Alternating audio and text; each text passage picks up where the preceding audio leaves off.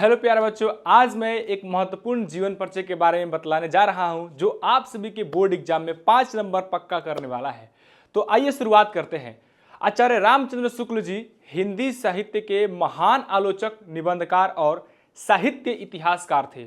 उन्हें हिंदी आलोचना का जनक माना जाता है। उन्होंने हिंदी साहित्य को वैज्ञानिक और व्यवस्थित दृष्टि से समझने का प्रयास किया। दोस्तों, जन्म और प्रारंभिक जीवन के बारे में अगर बात करिएगा तो आचार्य रामचंद्र शुक्ल का जन्म 4 अक्टूबर 1884 ईस्वी में अगौना गांव में हुआ था और उनके पिताजी का नाम चंद्रबल शुक्ल था और बचपन से ही उनकी रुचि पढ़ाई और साहित्य में थी।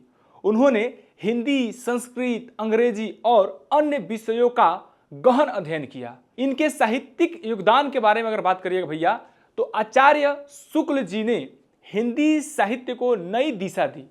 उन्होंने साहित्य की आलोचना करते समय केवल भाषा और शैली पर नहीं बल्कि समाज और जनजीवन पर उसके प्रभाव को भी महत्व दिया।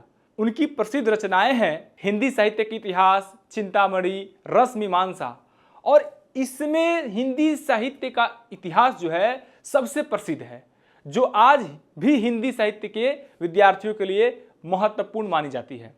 दोस्तों, इनके व्यक्तित्व के बारे में बात करिएगा कि ये कैसे व्यक्ति थे, तो आचार्य रामचंद्र शुक्ल जी सरल, गंभीर और विद्वान व्यक्ति थे।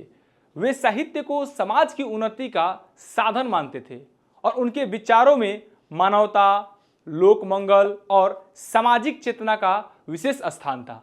दोस्तों, आचार्य रामचंद्र शुक्ल का निधन 2 फरवरी 1941 को वाराणसी में हुआ और उनके निधन के बाद भी उनकी रचनाएं और विचार हिंदी साहित्य को प्रेरणा देते रहे हैं।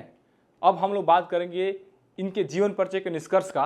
तो आचार्य रामचंद्र शुक्ल हिंदी साहित्य के ऐसे महान विद्वान थे जिन्होंने आलोचना, निबंध, साहित्य इतिहास के क्षेत्र में अमूल्य योगदान दिया और उनके कार्यों के कारण उन्हें हिंदी में अत्यंत सम्मान प्राप्त हुआ और उनका नाम हिंदी साहित्य के इतिहास में सदैव स्वर्ण अक्षरों में लिखा जाएगा। तो प्यारे साथियों, यह जीवन परिचय आप सभी को कैसा लगा कमेंट करके जरूर बताइएगा।